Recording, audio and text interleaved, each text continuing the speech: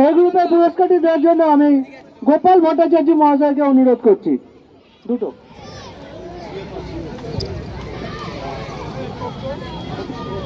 অভিষেক চক্রবর্তী,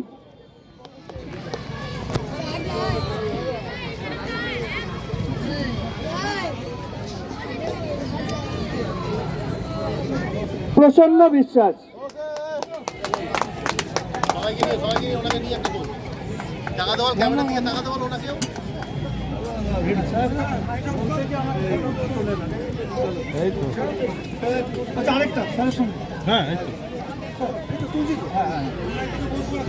আপনি আমার কাছে